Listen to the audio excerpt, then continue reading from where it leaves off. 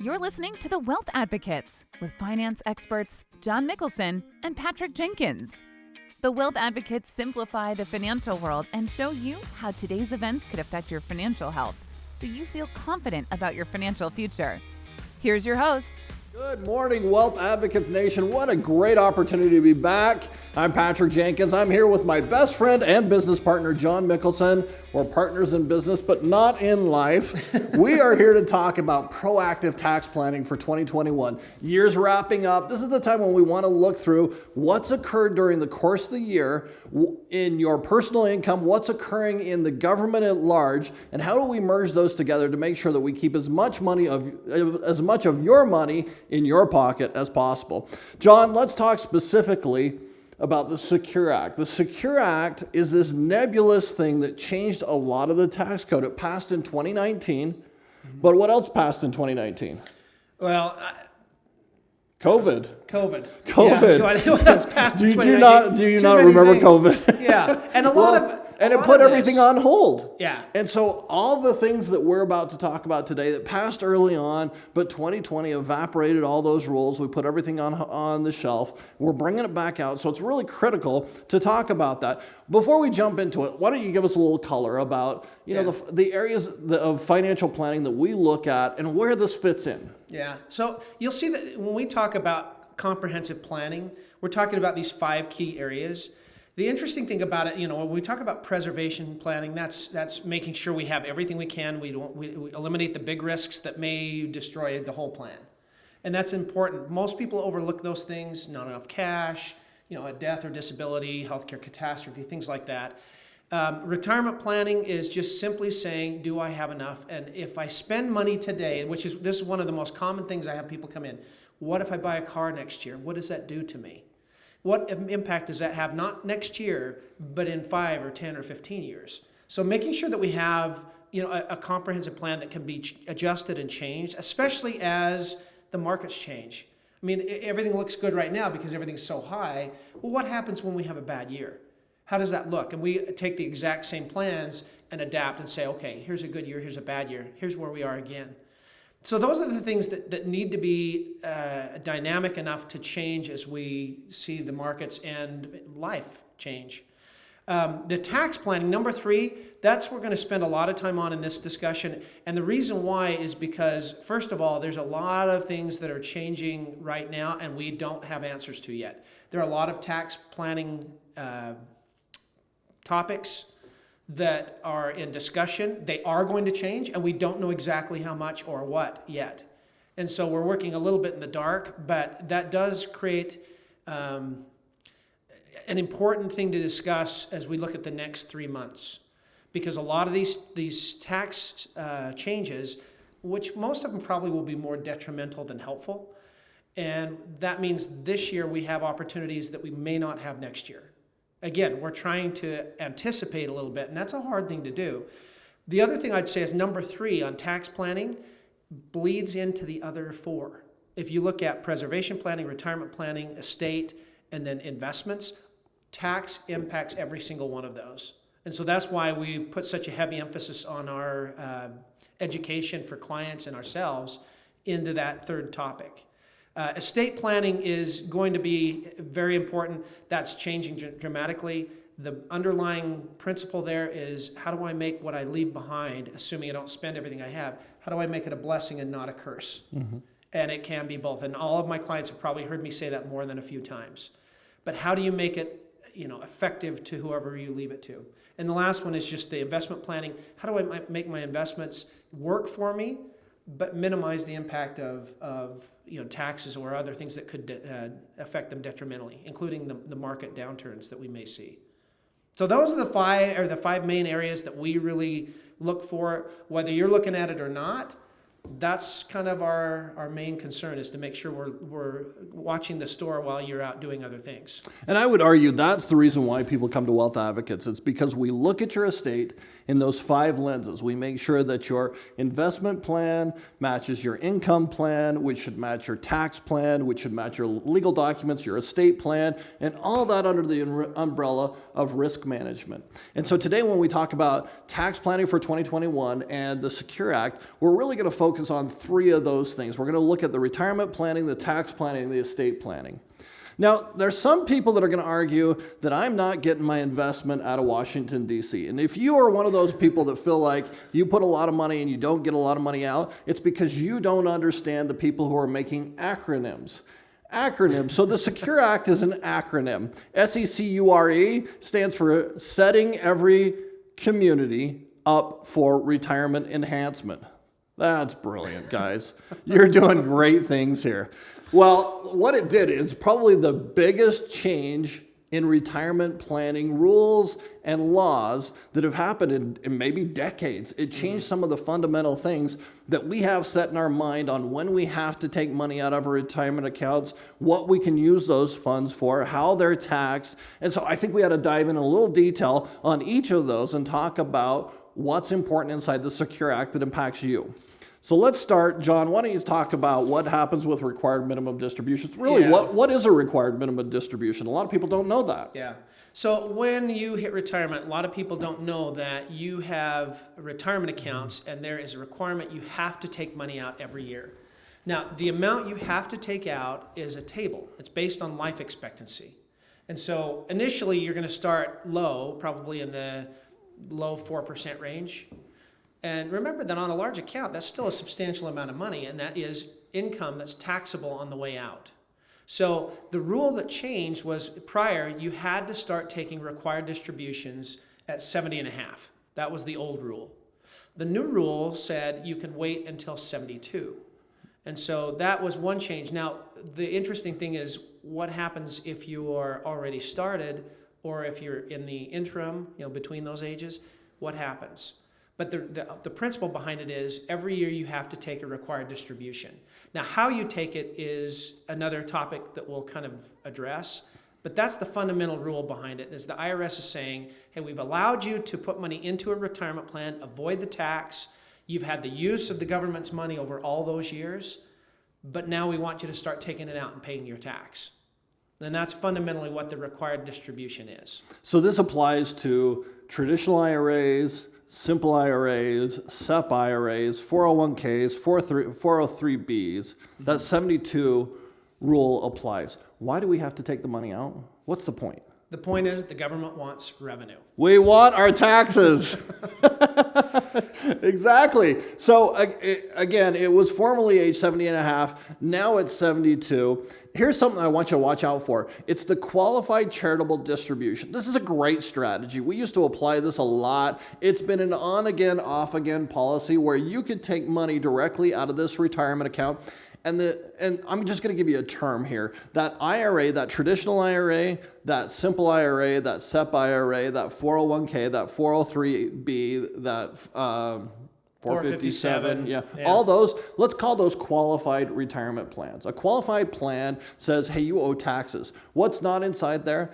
One qualified plan is a Roth IRA. Do I have to take a required minimum distribution out of that? No. Okay. And that's one big advantage. We're going to talk about that in more detail too. But inside those other accounts, you could actually pay your charity of choice directly from your qualified retirement account to the charity. We do this all the time for people. If that's something of interest to you, maybe you give your church a donation every year. Maybe you give the food pantry, the Cache Valley Food Pantry is a great charity.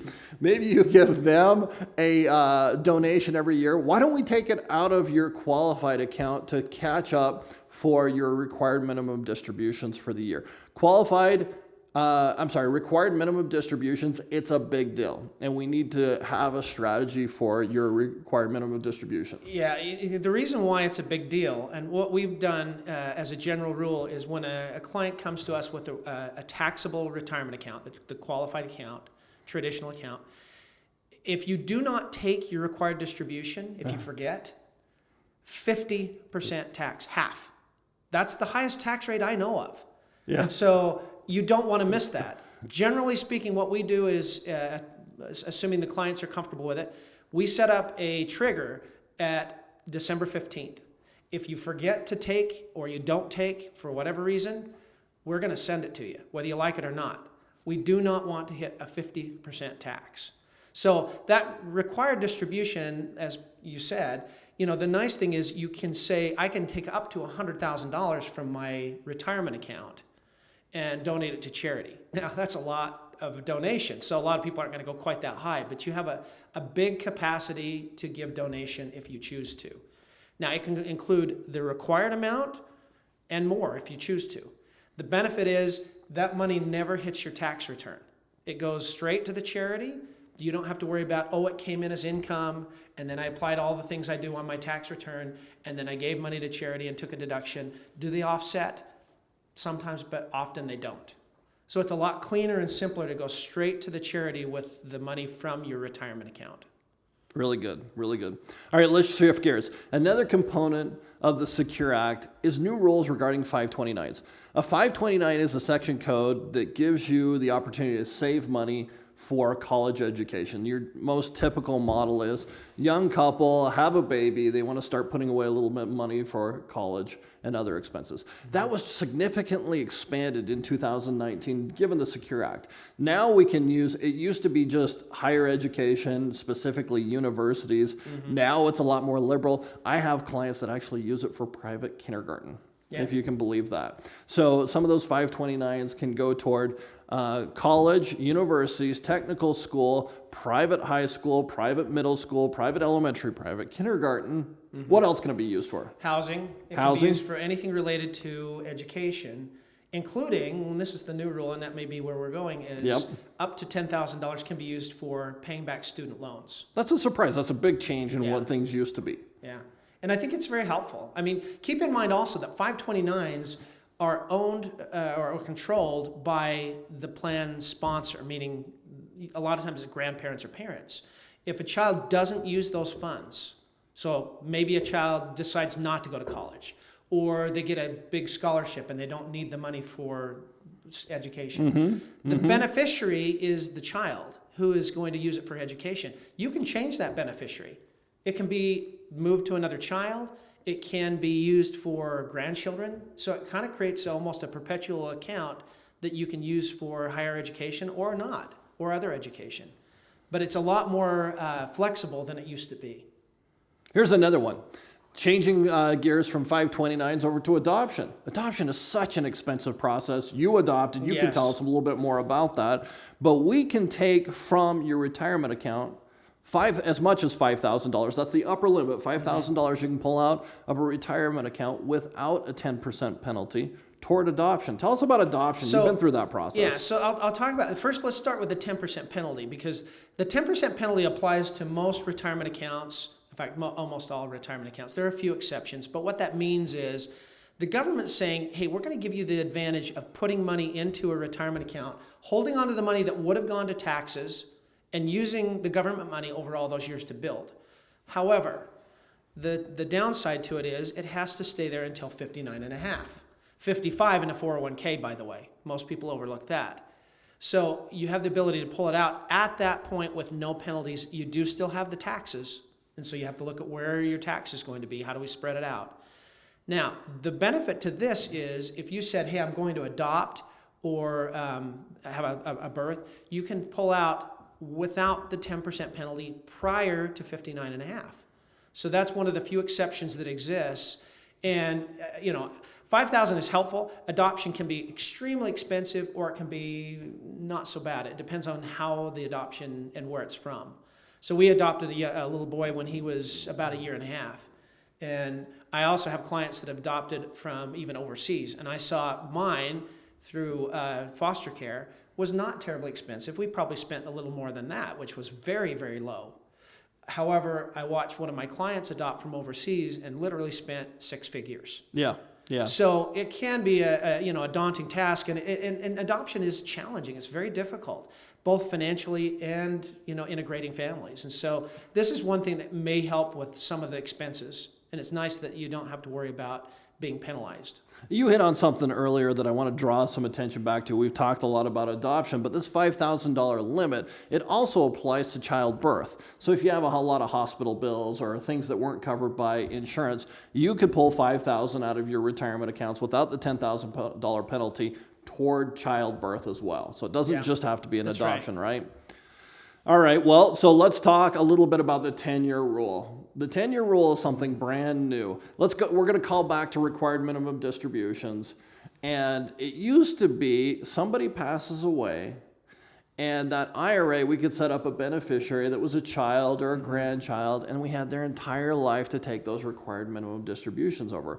So hypothetically, let's say my dad passes away, and let's say that my son is the beneficiary of that IRA. Well, he's 15 years old. He could have taken a little bit out of that account every year for the rest of his life. And the strategy there isn't so much the cash in the pocket, it's the cash you get to keep because you didn't pay it in taxes. Again, the government's requiring a minimum distribution because they want their taxes back. That's the old rule over the course of your life. What's the new rule? Well, see, and that's the new rule is it used to be able to spread out, and the benefit was, just as we discussed, the required distribution is based on life expectancy and the size of the account. Well, if your son inherits and he's 15, he has a very long life expectancy, which means the amount he had to take out, very small. Now, the government, I don't mean to be a cynic, but this is where I think everyone was focused on COVID, and the government kind of snuck in this little rule. No one thought about it much, and it was there before people realized it. The difference is now your 15-year-old son has 10 years to pull the money out. Not lifetime, 10 years. Not good. That's not a good change, in my opinion. And the problem with that is, you are going to have to pay the tax. If it's a sizable account, it's coming out one way or the other. Now, the key point there is that's where the tax planning comes in, especially in those circumstances. You have 10 years, and it doesn't have to be even.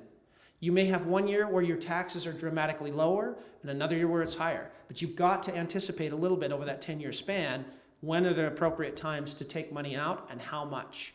That's a key point to do planning with your tax advisor so that there's coordination between us and them in how is the most efficient and effective way to minimize the impact of the taxes on those dollars coming out. Such a loaded topic because there's so many moving parts here. Let's start with the exceptions to the rule. Okay, so it's not everybody. Right. Husband dies, wife gets the account. She doesn't have to take the required minimum distributions over 10 years. She has an exception to the rule.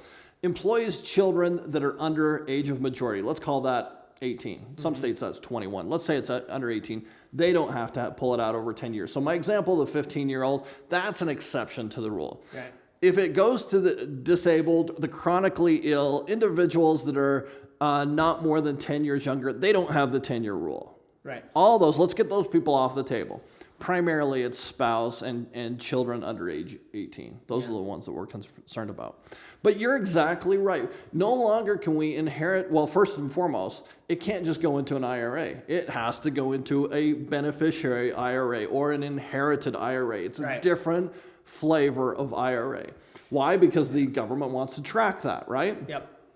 So then, once we get it in there, now we have to do this income smoothing technique. You can't just wait until April 15th and say, oh yeah, I forgot to take that required minimum distribution, because how much of that is taxed again?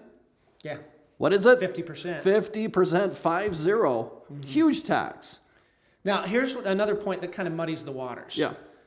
What if you were already taking the required distribution over lifetime prior to this law change? You are grandfathered under the old rules. So you still can take it out over lifetime where everyone else has the 10-year rule. So it's very, very frustrating because for the average person to track all that information and know when to take it out can be very, very difficult. So this is so complicated, though. We spent a ton of money on software that allows us to take your last year's tax return and model it for the next few years. And we can say, okay, you made $100,000 last year. If we have to take on dad's required minimum distribution this year, which adds another $50,000 to your income, what does that do? Does that put you into a new tax bracket? Should we take a smaller amount? Should we defer and take it a different year? Maybe you're going to retire and have a lower income in a future year that we could take more of it out. I have some clients that, I inherited less than $20,000. Maybe I want to take it all out this year because I'm not drawing other income sources. So let's put all that on a plate and say, let's do some future projections. Here's the flaw to future projections. Do you know what your taxes are going to be next year? No. It's iffy right now. No one does. You know, the difference between 21 and 22 could be a big deal. Yeah. The difference between 21 and for sure 26, which we'll hit on in a second, is definitely going to impact all of us. Yeah. And there's the conversation of, you know, do I do, in addition to what I'm doing with my income, my required minimum distributions from the assets I inherited, there's a big push to do Roth IRAs. In a whole different scenario, a different education module, we're going to talk about what's going on with Roth IRAs, but here's a pitch for it. They're going away. That conversion strategy, for some, it's going away next year. For others, it's going away in 2026, but it sounds like it's going away, and that impacts what we do with inherited IRAs. Yeah. Oh, complicated. Let's walk through a scenario. You tell me the old way, I'll tell you the new way, okay? Right. So the old way, and this, I'm going to bring in a little bit of the estate planning side of things. When someone has their trust and their will drawn up, and they say, okay, I've got this trust I've got my will. Remember, the trust and the will are not the same thing. A will is good for the day you die, basically. A trust is what exists beyond you. And so inherently, people are going to say, I've got this trust, put everything in it. Generally speaking, and there are exceptions to this statement, you want everything in that trust except retirement accounts, taxable retirement accounts, which we've been discussing. Because of these rules we talked about, if you make the trust the beneficiary, it's going to come out and it's taxable all at once, like one giant paycheck. You don't want that because of the way the taxes will impact that. So the rule is put everything into your trust except retirement accounts. Now, under the old rule, what you wanted on the retirement plans, when you say, okay, I'm not putting that in my trust, what do I do with those? Your retirement account has a beneficiary designation. Who gets it? Mm-hmm. And it's going to follow whoever you put on there. And by the way, you should check those frequently. I see so many errors on beneficiary designations. And in the news, you'll always see every few years, oh, the ex-spouse got the inheritance of the IRA because they forgot to change it. Things like that. So you want to frequently look at that. But the old rule said, have all of your retirement account go to the surviving spouse. They inherit it. They use it during their lifetime. And then children by name would be the second beneficiary. Because then it can be divided out the way you choose. It goes to the children, but as an IRA and not taxable until they decide to take money out. So then they could spread it out over lifetime, but we just discussed that rule changed. Okay, so that's the old rule. In the old rule, I die. Yeah. And then Cynthia dies 8 years later. My lovely bride, she dies 8 years later. What would happen? So then that means that the children would then, on the 8th year when she passes away, they each inherit their share of the IRA, and then they would distribute that over 10 years. And you'd have to, each one of them would have to plan around what amount every year do we distribute. But it has to be done in 10 years. So what if we have your estate, this giant estate, huge amounts of money, not paupers like myself, because I'm just a humble financial servant of the people, but yours, probably a massive estate. Oh, yeah. And we have this projection that your wife, she's not going to need all this, and we certainly don't want to take all that income as required minimum distributions for her. She has to turn on both yours and hers at age 72.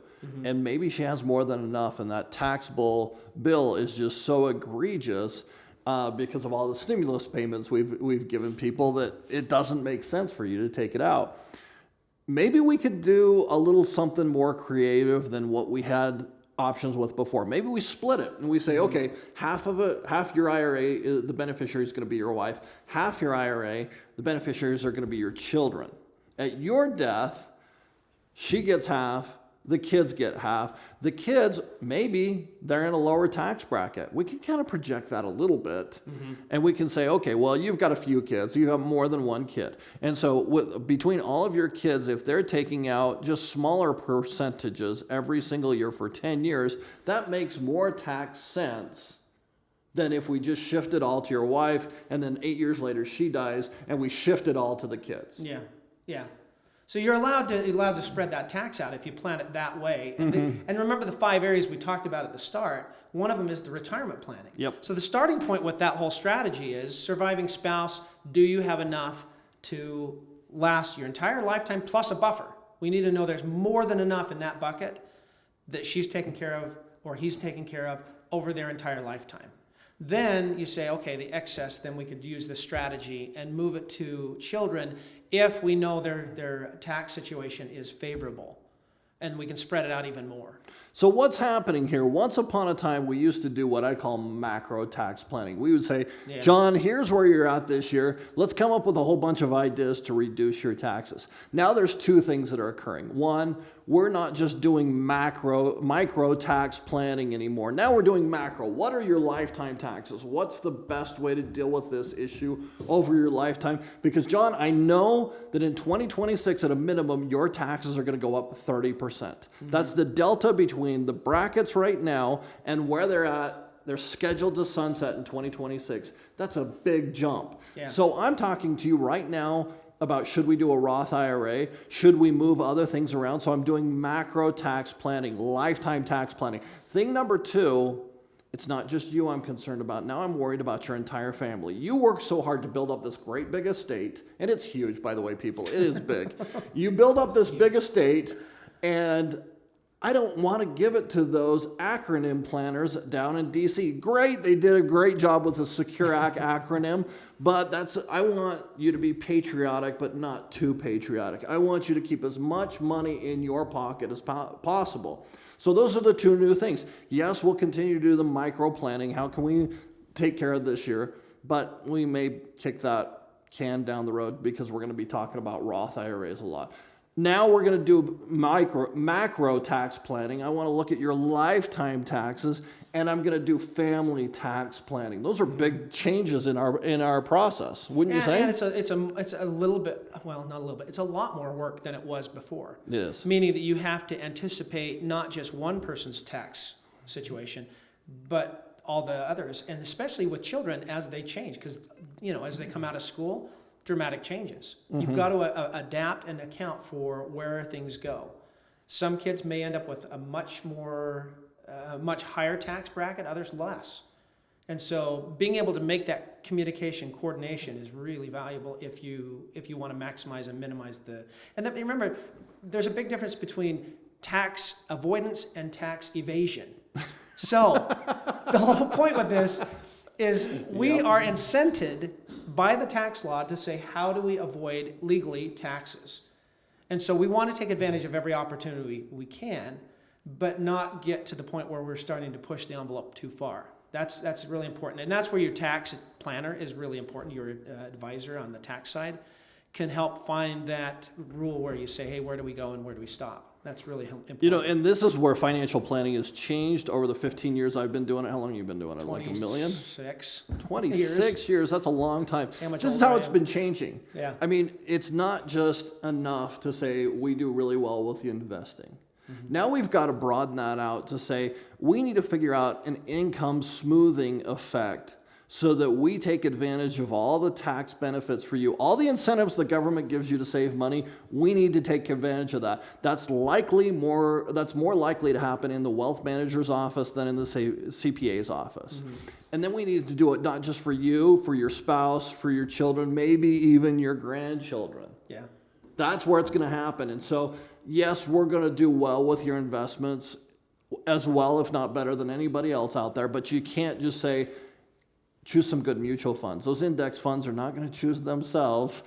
It now has to be, you've got to be a lot more comprehensive. We've got to figure out a multi-generational tax plan. Yeah. So with that as a backdrop, let's switch gears and let's talk about Roth IRAs. Tell me a little bit about Roth IRA conversion. What kind of things should we be talking about here? Yeah, so going back to our prior discussion, remember that most of what we've talked about is the traditional side, which is I avoid the tax today, hold on to the government's money, pay the tax in the future. So the idea is I want to avoid tax now while my tax bracket's high, pull it out sometime in the future where it's the same or lower. Now, that isn't always the case. The Roth IRA is exactly the opposite. It's saying, hey, my taxes are lower now. I'd rather pay them now and avoid them later. So you're either going to take the benefit on the front end or the back end. And so the Roth allows you to say, let's put the money in after taxes, pay the tax, put the money in, and never get taxed again, no matter how big it gets. So the interesting thing is if you run a traditional retirement account and a Roth, and you run them side by side, same investments, and you have the same tax bracket today as you do in the future, you get exactly the same after-tax number. They are tax neutral. The question is, where do you pay the tax? Do you pay it now or do you pay it in the future? So that's the key to this whole thing is, can we keep our tax bracket low, pay the tax, and put it somewhere where it's going to be tax-free going forward? The conversion says, hey, take blocks of money out of my traditional retirement account, pay the tax now, and move it over. But do it in pieces. And I want to do it when I want to go as far as I can without going too high. So I always use the analogy, it's like eating too many Oreos. The first few are really good. By the time you get to the end of the box, they don't taste quite as good as they did at the first. I've never experienced that. I don't know what you're talking about now. I've had people say that too. Yeah. They're always good. But the idea is the taxes are the same thing. I mean, there's a point where you say, okay, it's not so painful, it's not so painful. And then you're going to get to a point where you say, no, that's enough. I can't take any more. So that's the coordination between us and the tax planner, is saying, take their tax return and tell us, when you put all the deductions and all the things that you can do on the tax side in there, how much more could we add and pay the tax and be in a good place? Yeah. And so your example of the traditional IRA, the Roth IRA, and at the end of the day, they're all the same, relies on one data point. All things remain the same. What in our industry remained the same?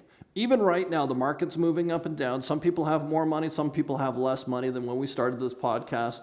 The tax laws are changing. Yeah. The estate laws are changing. Everything is changing all the time. And we're asking you, make a decision right here, right now. Yeah. And that's just so hard because we don't know where they're going to be. Yeah. And so some of this is estimating where we think we are now versus the future. But let's not throw our hands up and say, it's too complicated. There's too many moving parts. I can't make a decision. We can't. There are some hard, fast data points. Right. We know tax laws are going up in the near future. So again, it comes back to those two new tools I have. Not only am I going to do your tax planning for this year and say, John, it looks like this might be a good year for a Roth conversion. Why? Because the tax laws are lower right now. But two, what are your taxes going to be over the course of your life? John, I can pretty well guess that your taxes are going to go up. I know for sure they're going to go up in 2026. It may go up sooner than that. So I've got these nice data points in there. But three, let's say that your kid is uber wealthy. He just happened to invent Facebook. Is it a good idea for him to inherit an IRA or a Roth IRA? Roth. He's never going to get a Roth IRA, right? Yeah. He'll make too much money, or she, whoever invents Facebook, I don't know. But the point being is that without some sort of family planning, you're going to miss the boat. You're going to miss big opportunities, and the government's going to get a windfall because you didn't plan appropriately. Because this shows a single taxpayer, a married taxpayer in 2021, and then it's going to show you what happens at sunset. I keep talking about the year 2026. Your tax laws are increasing. So you can see that single taxpayer is enjoying that's a 32% tax bracket at $200,000. Mm-hmm. A joint at $200,000 is only 24%. We like the 24% tax bracket. I'm going to come back to that in a minute. But midway through that 24% tax bracket, you're going to see a red arrow. It points to this massive jump. We're going back to the 2016 tax code, pre-Secure Act. That's where, as the tax law is written right now, we're going to in the year 2026. That's a 30% jump from where we're at right now. Why would I not be figuring out a Roth conversion strategy, even if I'm at the top of my brackets? Now, there's math involved in that. We need to do the math in the fourth quarter every year and say, where are you projected to be at income-wise? And does it still make sense for you to convert this way, for your family to convert at this point, and for your children for you to convert at this point?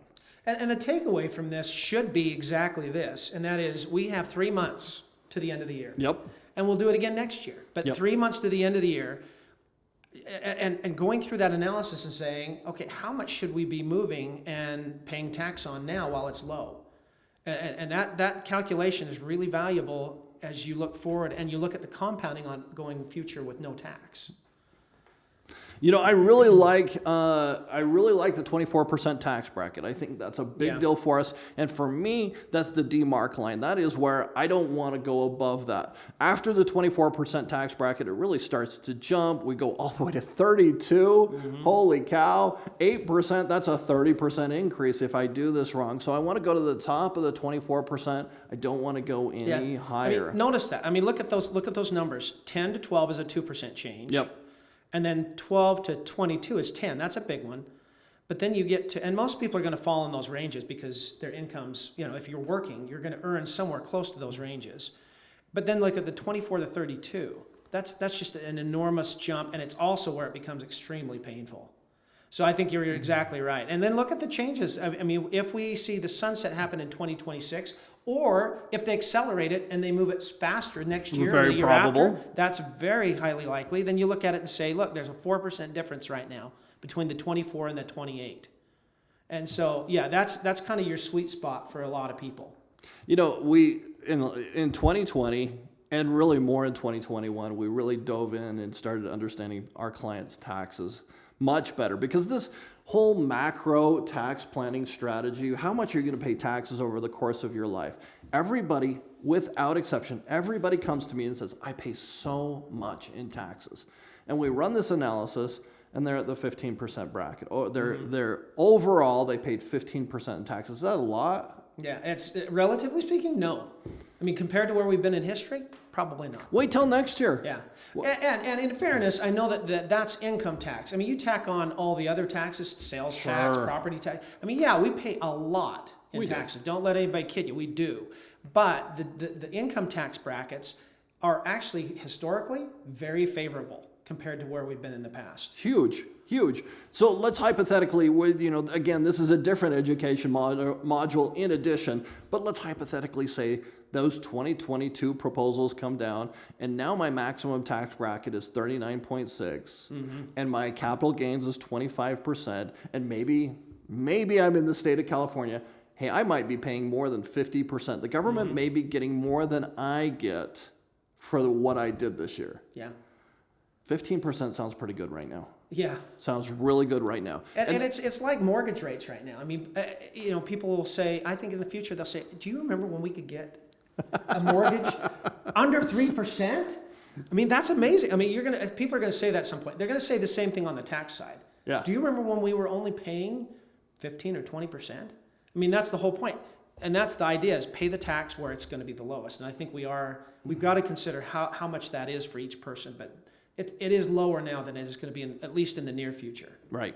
So take us through why right now might be a good time for a conversation on Roth IRAs. Yeah, so the key point is to then come in and say, okay, here's where I am so far this year.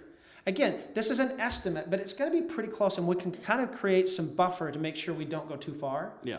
But the idea is to say, okay, my income is this far, and we can actually coordinate. I did this on the phone in 15, 20 minutes with one of my clients' accountants yesterday, where we just said, okay, here's where we are. How much leeway do we have to go and convert money into Roth? And he gave us a great estimate. And we said, okay, stay just below that, just so we don't go too far. So it can be done very effectively, but it does take coordinating the two and then saying, what's my number for this year? Next year, we'll do the same thing. And it's ongoing shifting sand. I mean, you just don't know where it's going to be exactly until close to the end of the year. And that's why now is important. The other thing I might suggest is the economy right now, as of this recording, it feels like a slowly deflating tire. It's just kind of going down, down, down.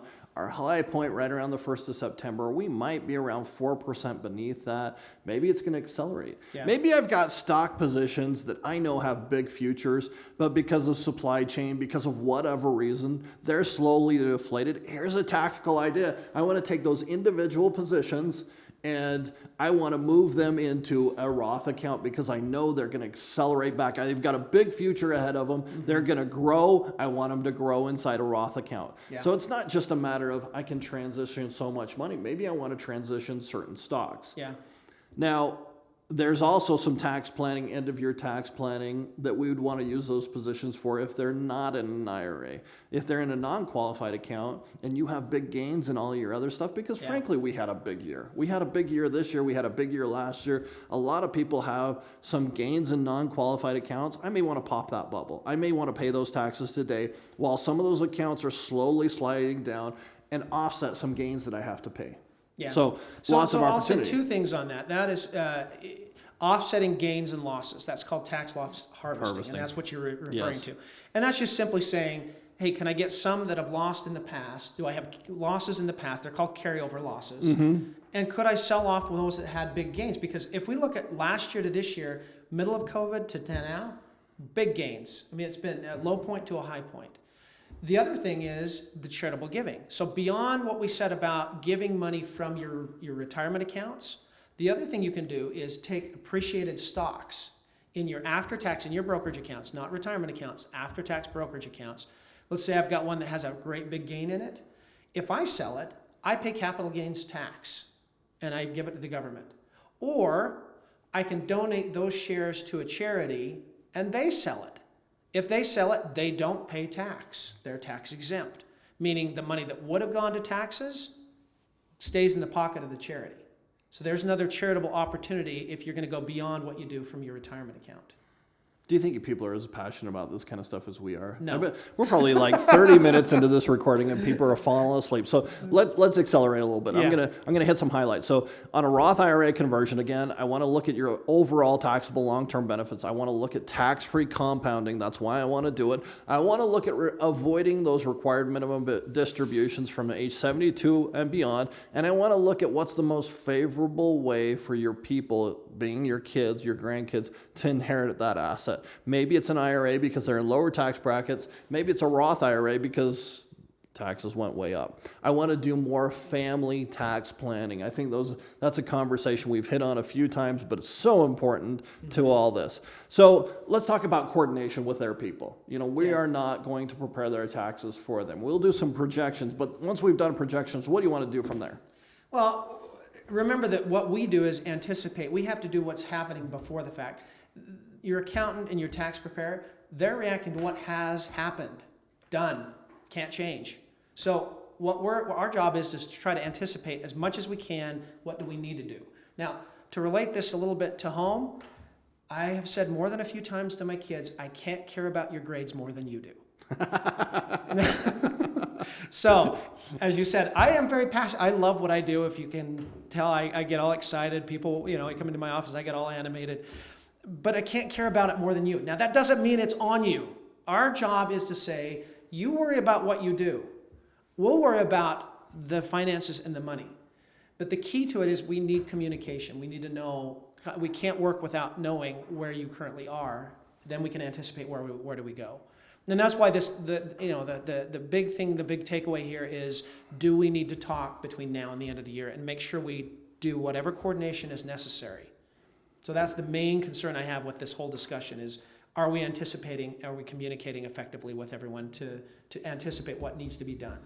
Yep. And so let's just go with some quick takeaways, some wrap up on this. So big things. The Secure Act changed a lot of retirement planning. We have a 10-year rule. We'll have to liquidate these inherited IRA accounts. We want to be your financial project manager on this. I don't think you're going to have another resource where they're going to sit down and look at this from the angle of what's your income, what's your legal documents say, how have your investments done, what's your risk management, and do you have a tax plan? I think we're the only ones that are going to look at that and say, let's look at all 5 elements and make sure it's all coordinated. Your health is a priority to us. I have no clue what's going to happen with this COVID. So if you want to do this via Zoom, fantastic. If you want to come in and do this, we will respect whatever your culture is. Yeah. We're not wearing masks right now because I don't really care if you get COVID. You're not a client of mine, but I care about my people. So, come in and see us. I do care about you.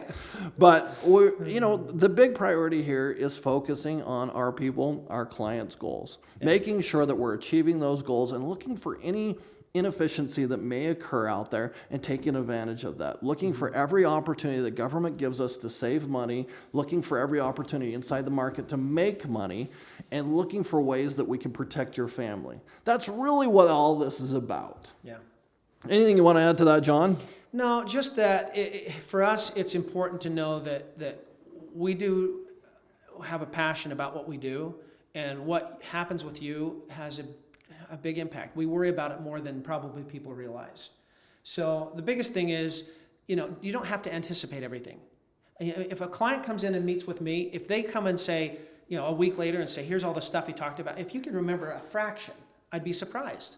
The important thing is that you know that we keep track of things. We are anticipating as best we can. So the key is just make sure that you communicate enough with us that we know where you are and what needs to be done before each deadline, basically.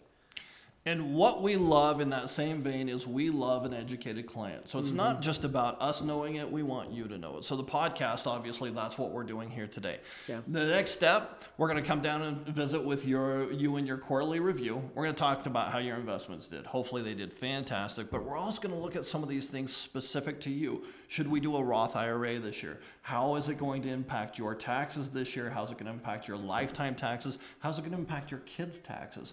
We're going to walk you through all those steps. And this is just really to lay the groundwork for the work we need to do this quarter. Income and tax planning, that's what we're focusing on this year. And each quarter will be different. Yep. But this one, we're looking at those things because they will matter as you get into next year. So from all of us at Wealth Advocates headquarters, thanks for your time today. It was a long podcast, and clearly we're passionate about it. John? Yeah, thank you very much. We appreciate all the clients we work with. It makes a big difference to be able to work with people we really like. Thank you for listening to the Wealth Advocates. Join us every month by subscribing on Apple Podcasts, Spotify, or Google Podcasts. You can also look for the Wealth Advocates on Stitcher and YouTube. Want more information about today's topics? Reach out to John or Patrick directly by calling or texting the Wealth Advocates office at 435-754-7888. Learn more about the Wealth Advocates and how they can help you by visiting wealth-advocates.com. Securities offered through registered representatives of Cambridge Investment Research Incorporated, a broker-dealer member FINRA, SIPC. Member FINRA, SIPC. Advisory services offered through Cambridge Investment Research Advisors Incorporated, a registered investment advisor. Wealth Advocates and Cambridge Investment Research Incorporated are not affiliated.